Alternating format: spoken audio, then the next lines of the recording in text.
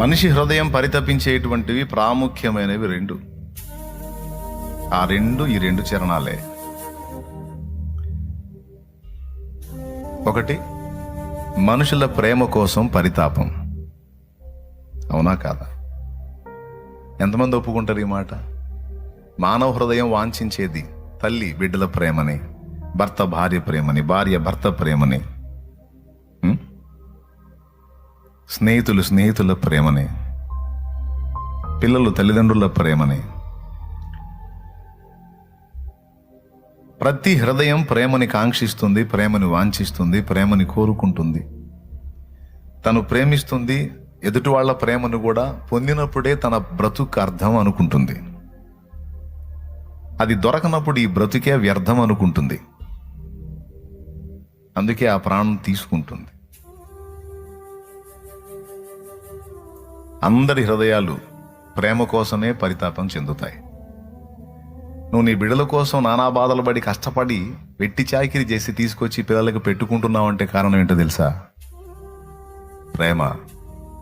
ఈ విధంగా నా బిడ్డల కోసం నేను చేసే త్యాగం నా పిల్లలు గుర్తించి నన్ను ప్రేమిస్తారు అన్న ఒక ఆశ.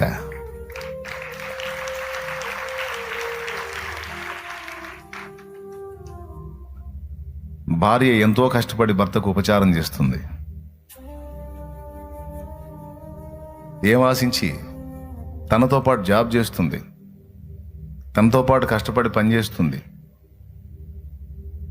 ఇద్దరూ ఒకే విధంగా కష్టపడ్డారు. అది పొలంలో కావచ్చు, వ్యాపారంలో కావచ్చు, పనిలో కావచ్చు, ఉద్యోగాల్లో కావచ్చు. ఇంటికి వచ్చిన తర్వాత అతను రెస్ట్ తీసుకుంటామంటే మళ్ళీ వెట్టి చాకిరి ఆమెకి స్టార్ట్ అయింది. నువ్వు కష్టపడ్డావు, నేను కష్టపడ్డా, నేను ఎందుకు చేయాలి, నేను కూడా కూర్చుంటానని భార్య అనదు. ఇంటికి రాగానే తను వెంటనే నీళ్లు కాబట్టి నీళ్లు పోసుకోండి అని పిలుస్తుంది. స్నానానికి నీళ్లు తోడుతుంది, ఆహారం రెడీ చేస్తుంది, పిల్లలకు పెట్టుకుంటుంది, నీకు రెడీ చేసిద్ది. వాస్తవంగా మగవాడికి ఒకటే చాకిరి అయితే ఆడదానికి 2 చాకిరీలు. ఒకటి, నీతో పాటు కష్టపడి పని చేయగలిగింది. 2, ఇంటికి వచ్చి మళ్ళీ పని చేసింది. నీకు నీ పిల్లలకి వెట్టి చాకిరి చేసింది. ఎందుకు ఈ తపన? ఎందుకు ఇంత కష్టం అంటే ఆ హృదయంలో ఉన్న ఆరాటం ఏంటో తెలుసా? 2 నేను చేస్తున్న ఈ కష్టాన్ని నా భర్త గుర్తించి నన్ను ప్రేమిస్తాడు అన్న ఆశ. ప్రేమ కోసమే కదా? మరి ఇంక దేనికోసం? కర్మను బట్టే. ప్రేమే, గోరంత ప్రేమ. ఎవరు ఎన్ని త్యాగాలు చేసినా, ఎవరు ఎంత ప్రయాసపడినా ప్రతి మానవుడి హృదయంలో ఉన్నది అదే ప్రేమ. తల్లిదండ్రులకు నువ్వు కష్టపడి వాళ్ళకి ఏదన్నా సాయం చేసావంటే ఒక్కటే ఆశ, నేను చేసినటువంటి పరిచర్య నా తల్లిదండ్రులు చూసి, వాళ్ళకి చేసిన ఉపచారం చూసి నా తల్లిదండ్రులు నన్ను ప్రేమిస్తారు, నన్ను మెచ్చుకుంటారు, నన్ను బట్టి సంతోషపడతారు. ప్రతి మానవ హృదయం ప్రేమ కోసమే పరితపిస్తుంది. భర్త కూడా అదే ప్రేమను కాంక్షిస్తాడు భార్య దగ్గర. దినమంతా చాకిరీ చేసి వచ్చాను, నా భార్య నా కష్టాన్ని గుర్తిస్తుంది, నన్ను ప్రేమిస్తుంది, నా పిల్లలు ప్రేమిస్తారు. ప్రేమ ప్రేమ ప్రేమ ప్రేమ ప్రేమ. అయితే నేను చెప్పే పాయింట్ ఏంటంటే, మానవ హృదయం ప్రేమని కాంక్షిస్తుంది, ప్రేమను చూపిస్తుంది, ప్రేమని పొందుకోవాలని ఆశిస్తుంది. ఈ తత్వం ఎవరిదో తెలుసా? మన సృష్టికర్తది.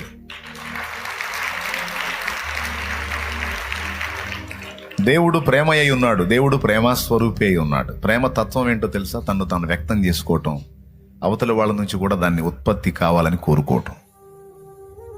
ప్రేమ యొక్క తత్వం అది. సృష్టికర్త కూడా ముందు మనల్ని ఆయన ప్రేమించాడు. ముందు మనం కాదు ప్రేమించింది, ఆయనే ప్రేమించాడు. ఆయన ప్రేమించి ఇప్పుడు మన నుంచి ప్రేమని పొందగోరుతున్నాడు. ప్రేమ తత్వం అది. ఆయన స్వభావం, ఆయన స్వరూప్యం, ఆయన పోలిక ధరించుకొని పుట్టాం గనక మనకు కూడా ఈ సృష్టిలో ఆ తత్వం వచ్చింది, ఆ ప్రేమ తత్వం. దేవునికి స్తోత్రం, హల్లెలూయా. కానీ నా పాయింట్ ఏంటంటే, మనుషుల ప్రేమ స్థిరంగా ఉండదు అని చెప్తున్నాను నేను. ఆ ప్రేమలో మార్పులు ఉంటాయి అనేది ఒక పచ్చి నిజం. దాన్ని మనం అర్థం చేసుకోవాలి. సింపుల్గా చెప్పొచ్చు, జంతువుల్లో కూడా ప్రేమ ఉంటుంది. కోడిలో, కుక్కలో, పందిలో, అన్నిటిలో ప్రేమ ఉంటుంది. చూడండి, పంది పిల్లల దగ్గరికి మీరు వెళ్ళి టచ్ చేయండి. పంది పిల్లలు, చిన్న చిన్న పంది పిల్లలను చూసి, మిగిలిన జంతువులు కదా, అసహ్యంగా ఉండేది పంది అనుకోండి, ఆ పంది పిల్లల దగ్గరికి వెళ్ళి టచ్ చేయండి, మీరు చీల్చి పడేసిద్ది పంది. ఒప్పుకోదు. ప్రేమ. ఇంత ప్రేమించే పంది, లేకపోతే జంతువు, కోడి, కొంచెం పిల్లలు ఒక స్థాయికి రాగానే తోలేస్తుంది వాటిని, అదే గరుసుద్ది వాటిని. కోడిని మీరు గమనిస్తే, గుడ్లు పొదిగి పిల్లలు చేసే కోడి పిల్లలకు పొజిషన్ రాగానే అదే పొడిచి తరిమేస్తుంది. అరే, అంతసేటు ప్రొటెక్ట్ చేసినటువంటి ఆ ప్రేమ ఏమైపోయింది? అది మారిపోయింది. ప్రకృతిలోని ప్రేమ అస్థిరమైనది. మనుషుల విషయంలో కూడా అంతే జరుగుతుంది. పిల్లలైనా, తల్లులైనా, ఇంకా వీలైతే మనుషుల్లో తల్లి ప్రేమ కొంచెం స్పెషల్గా చెప్పుకోవచ్చు. తల్లి ప్రేమ స్థిరమైంది, తండ్రి ప్రేమ స్థిరమైంది. చాలా వరకు ఆ ప్రేమలో మార్పు ఉండదు, కాకపోతే పర్సంటేజ్లో తేడాలు వస్తుండొచ్చు. కానీ పిల్లల ప్రేమల్లో మార్పులు ఉంటాయి, పిల్లల ప్రేమల్లో మార్పులు ఉంటాయి. ఇక మిగిలిన అన్ని ప్రేమలు, మనం వెంపర్లాడే ప్రతి ప్రేమలో మార్పులు ఉంటాయి, తప్పకుండా ఉంటాయి. దీన్ని భక్తులు ముందు, మెయిన్గా భక్తులు గుర్తుపట్టాలి. వాస్తవిక దర్శనాన్ని కలిగి ఉండాలి. కొన్ని జీవితాలు నేను చూసినప్పుడు నాకు ఆశ్చర్యం కలిగిద్ది. నాకు తెలిసినటువంటి ఒక కుటుంబం ఉంది. ఆ కుటుంబం నాకు ఎట్లా ఉండేదంటే, మూవీస్లో చూపిస్తారు చూసా, అసలు అన్నాదమ్ములు అంతా కలిసి అనుబంధాలు అసలు మామూలుగా, వాళ్ళు సాంగ్స్ పాడుతూ ఉంటారు అందరు కలిసి,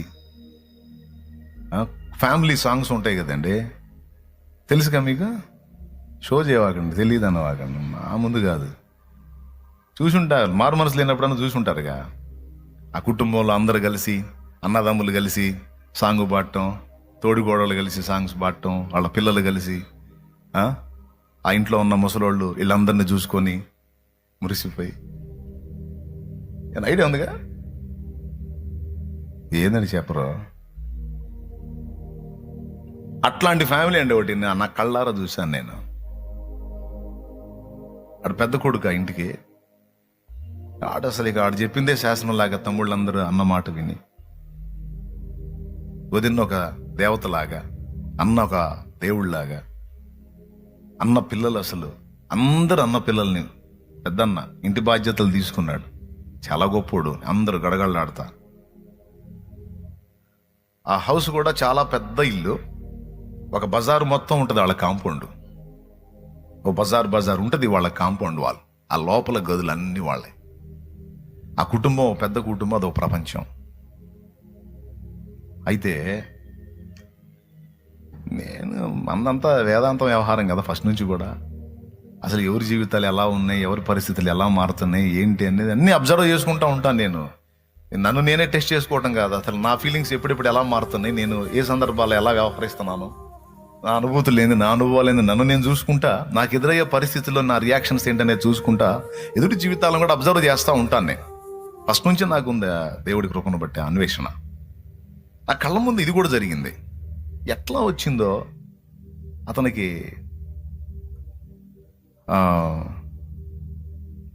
చాలా అనురాగం కలిగిన కుటుంబం అది.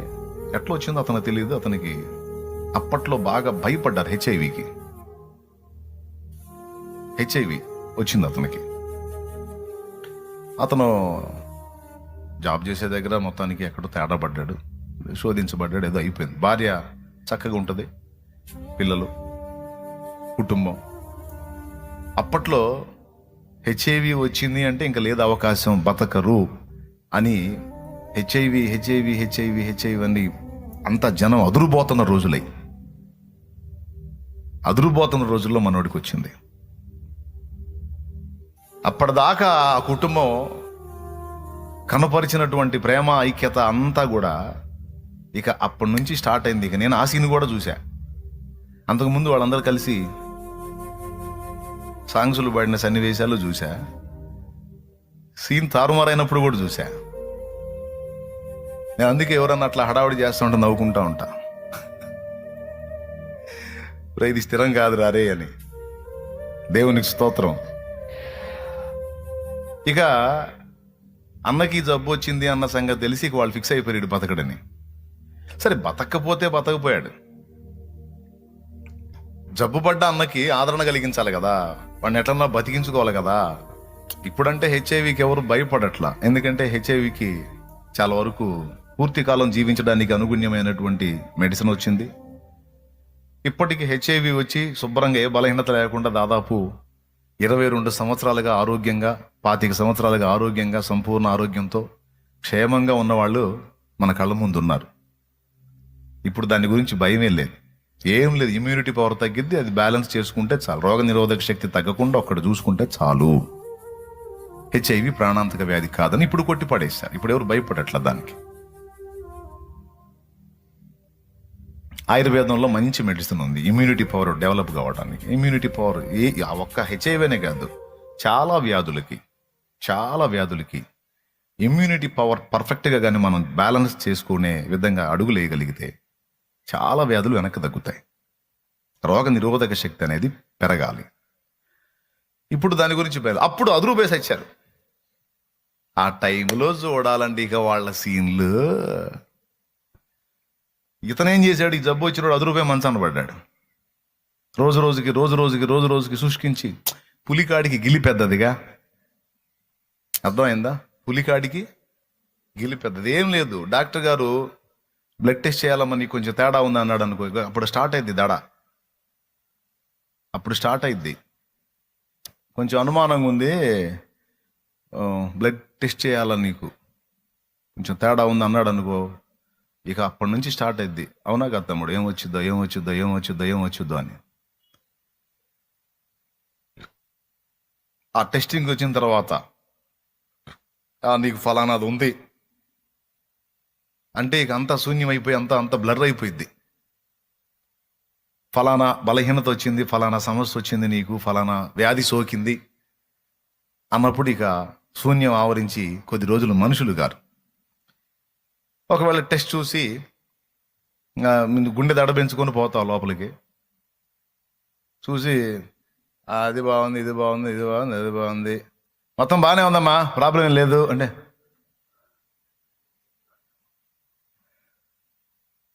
అని ఒక చిరునవ్వు నవ్వి ఆ రిపోర్ట్ కాగితం తీసుకొని బయటికి వస్తూ ఉంటాం.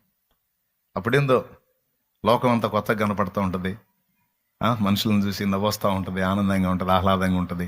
అది తేడా ఉంది, ఫలానాది వచ్చింది అనే రిపోర్ట్ ఇచ్చాడు అనుకో, అప్పుడు బయట రంగం అంత శూన్యంలా కనపడుద్ది.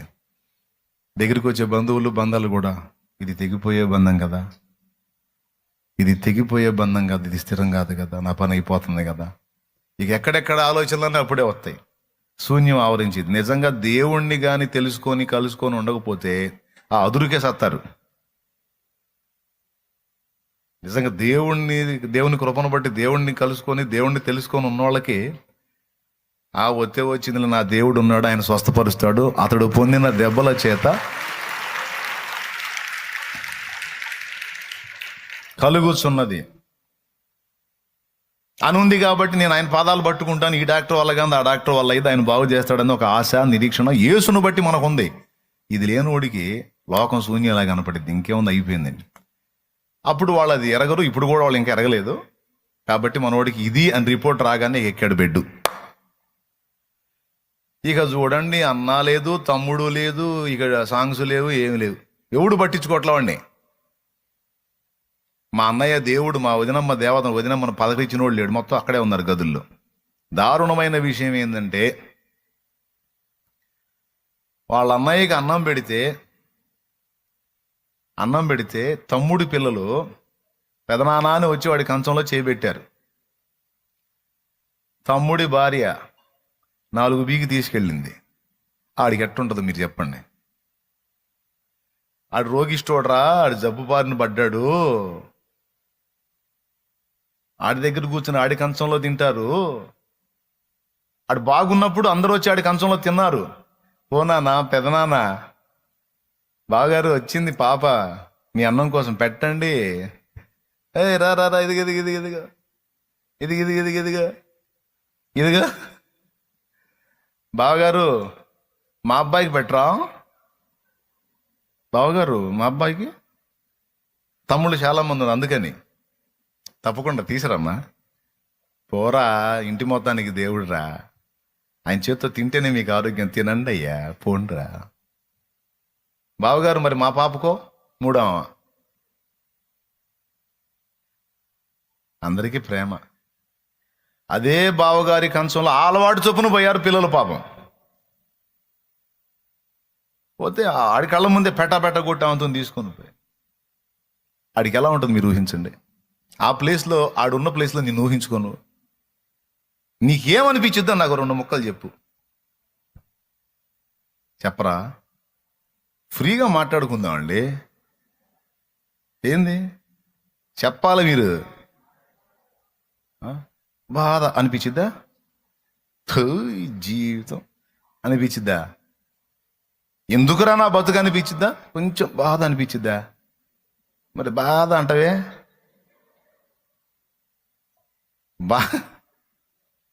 కొంచెం బాధ కాదు, బతుకు మీదే విరక్తి పుట్టిదే. పసిబిడ్డల్ని కూడా అంత అన్నం తినకుండా రోగిష్టోడు, కొంచెం బాధ కాదు, విరక్తి పుట్టిన జీవితం ఎందుకు బతకాలరా అలాంటోడు అనిపించింది.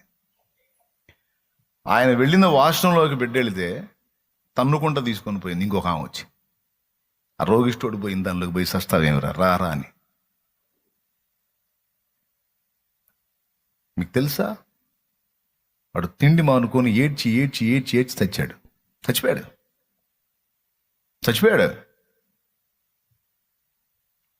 వాడు ఎదుర్కొన్న శోధనల దెబ్బకి ఆడి బిడ్డలు భార్య కూడా వాడికి గుర్తు రాలేక, ఎందుకు నా జీవితం అని ఇక ఫుడ్ మానేసుకొని క్షీణించి చచ్చిపోయాడు.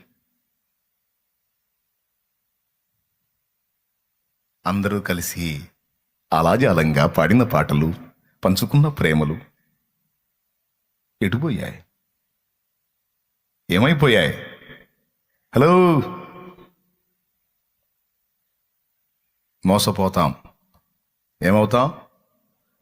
అందుకని ఇవన్నీ చూశాను కాబట్టి స్థిరమే లేని మనుషుల ప్రేమలు అని నేనన్నా. వెంటనే పవన్ వచ్చాడు, మావాడు. ఇంకోటి యువత రాసుకో అన్నాడు. చెప్పురా అన్న. నటనయే చూపుచూ కదిలే బొమ్మలు. సూపర్ రా, అద్భుతం అని తగిలిచ్చా.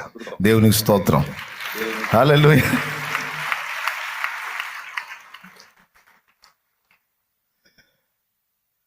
మొదటి లైన్ నాది, 2వ లైన్ వాడిది. స్థిరమే లేని మనుషుల ప్రేమలు నటనయే చూపుచూ కదిలే బొమ్మలు కలుగజేయులే నీకు గాయము చెయ్యలేవులే ఏ సాయము. గాయాలన్నీ గేయాలుగా మార్చును నీకు యేసయ్య. సాయమిచ్చి హాయినిచ్చి కౌగిట దాచును మెస్సయ్య. నీలో నిలచి నీతో నడచి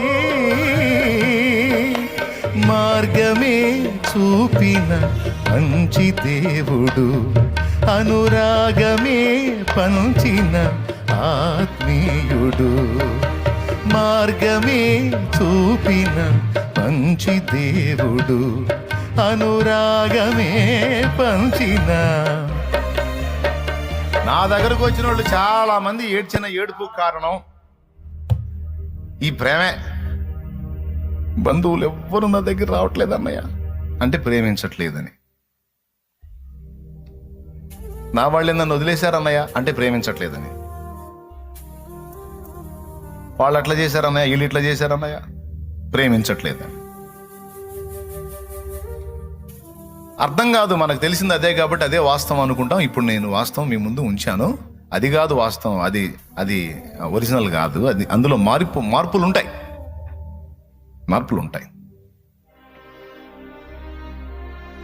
బాగా ప్రేమించే భర్త రన్నింగ్లో ఉన్నంత వరకు నా దేవుడయ్యో నా దేవుడు అంటుందంట భార్య. ఓ భక్తుడు చెప్పాడు, వాడికి ఆ పక్షవాతం వచ్చి మంచాన పడ్డాడు అనుకో, ఆ కాలు చేయి పని చేయకుండా మంచాన పడి అంతా ఆమె మీద ఆధారపడాల్సి వచ్చిందనుకో, ఇంత బాగా చూసుకునే భర్త సడన్గా మంచాన పడేసరికి నా దేవుడయ్యో నా దేవుడమ్మో నన్ను ఎంత బాగా చూశాడు నా దేవుడు అని చెప్పి ఒక్క నెల మనిషికి ఏమీ తక్కువ కాకుండా చూసుకుంటుందంట. ఒక నెల. మరి ఆ మాత్రం ఏం చేసి ఇప్పుడు ఆమెకు 2 ప్రశ్నలు చేసేవాడు పడిపోయాడు, ఇప్పుడు ఆమె చాకిరీ చేయాలా? ఇప్పటిదాకా ఆమె వాని చేత పోషింపబడింది, ఇప్పుడు ఇక నుంచి ఆమె వాణిని ఇక జీవితాంతం పోషించాలి. వీనికి చాకిరీ చేయాలా, బయట చాకిరీ చేయాలా, కర్మ గాలింది. ఇప్పుడు ఎవరికైనా విసుగొచ్చిద్దిగా. ఈ అంతకుముందు అన్ని లైన్లో ఉన్నప్పుడు పెత్తనం చేశాడు, ఏమండే వస్తున్నా అని పరిగెత్తుకుంటుంది. ఈ కాలు చేయి తేడా పడ్డా కూడా ఆ పవర్ తగ్గదు. ఏయ్ అంటాడు.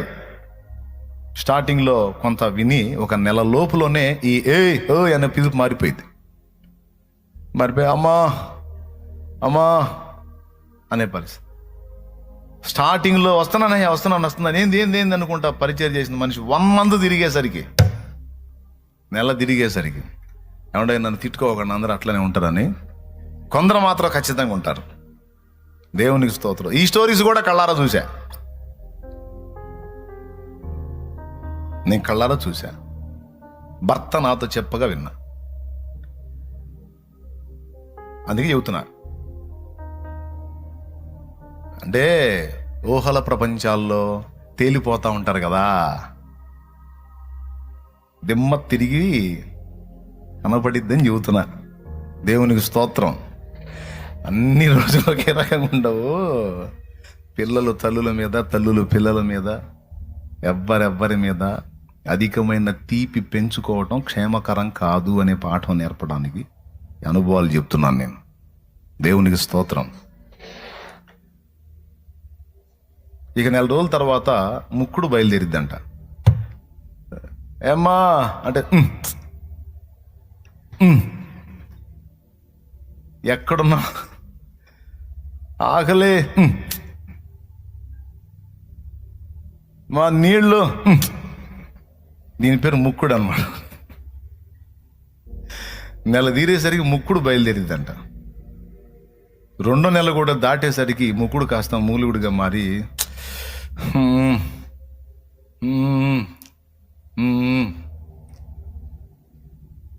ఇప్పుడే తిన్నాడు. ఏంది ఆ రోగానికి ఆకలి ఎక్కువేసి వచ్చింది అనుకుంటా. మామూలుగా కూర్చుంటే ఆకలి కాదు, ఏదైనా పని చేస్తే ఆకలి అయింది. ఏ పని చేయట్లా, మరి అప్పనంగా తింటున్నాడు. ఆడ తెచ్చి పెట్టేది బతకనీట్లా. ముక్కుడైపోయి మూలుగుడు బయలుదేరి. ఇక ముక్కుడు మూలుగుడు అయిపోయిన తర్వాత ఓర్పు నశించి 3వ నెలకు వచ్చేసరికి అమ్మా అన్నాడు అనుకో, ఛై అంటదంట. కుక్క జావా ఎడదాపురించేవి నా ప్రాణానికి నీ ధ్యానం చెయ్య, పాపిష్టి కుక్క. సచ్చిందానివి కాదు, బతికిందానివి కాదు. ఇట్లా పడ్డావిన్నా ఏదన్నా దరిద్రపు కుక్క. కొంపను వదిలిపెట్టి సావట్లేదు మాయదారి కుక్క. ఇవన్నీ ఊండి తిడుతుందో అర్థమైంది కూర్చున్నోడికి. అయినా ఏం చేస్తాడు అవసరం. అయినా సరే తిట్లు అయిపోయినాక అమ్మా అంటాడు. ఏంది ఇంకేం పనులు లేవా, నీకేం కూర్చొని అదే పని ఇక పిలుస్తా ఉంటావు, ఎక్కడని చావాలి నేనా నీకు లేచి. ఈ ముక్కుళ్ళు మూలుగులు తిట్లు అంతా అయిపోయి చివరికి 4 నెలలకు వచ్చేటప్పటికి కోటింగులు కూడా స్టార్ట్ అవుతాయి. ఇది ఆడవాళ్ళకైనా మగవాళ్ళకైనా ఎవరికైనా. కావాలంటే వీడియోలు చూడండి. పిల్లలు తల్లిదండ్రి పిల్లల కోసం ఎంత తప్పిస్తారండి, ఎంత అల్లాడతారండి. తల్లిదండ్రుల్ని కూర్చోబెట్టి కొళ్ళబొడిసే పిల్లలు ఉన్నారు. పిల్లల్ని తనటమే తల్లిదండ్రులు, పిల్లల్ని తనే తల్లిదండ్రులను చూశారు కదా. తల్లిదండ్రుల్ని ఫుట్బాల్ ఆడుకునే పిల్లల్ని చూస్తారా? వీడియోలు ఉన్నాయి. వద్దులే, ఏడుస్తారు. మంచం మీద ఉన్న తండ్రిని ఆంతును చొక్కబట్టి ఈడ్చి కింద పడేసి లాక్కొని పోయి తండ్రినే, ఒకడైతే తల్లిని మెడక తాడేసి లాగుతుంటాడు. ఆ పెన్షన్ ఏదో కూతురికి ఇచ్చిందనో, అదేదో ఇంకొక ఆమెకి సాయం చేసిందనో, ఇంకో కొడుకు సాయం చేసిందనో, నేను నీకు కూడు పెడుతుంది నేను, నువ్వు వాడికి ఎందుకు ఇచ్చా?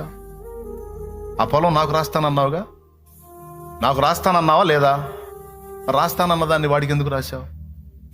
అంటే వాడు వచ్చి వారం రోజులు తీసుకెళ్ళట దూవంగానే నీకు ఇదైపోయి నువ్వు వాడికి రాస్తావా? మళ్ళీ నా ఇంటికి ఎందుకు వచ్చాను పో అని చెప్పి అలాగున ఈడ్చి బయటపడేసినటువంటి వ్యక్తులు నా తల వెంట్రుకల కంటే ఎక్కువ మంది ఉన్నారు. ఈడికిచ్చేది ఈడికి ఇచ్చింది, వాడికి ఇచ్చేది వాడికి ఇచ్చింది. ఏదో అధోగతిలో ఉన్నవాడని చెప్పి ఎవరికన్నా ఏదైనా సాయం చేస్తే ఉడుకోడు.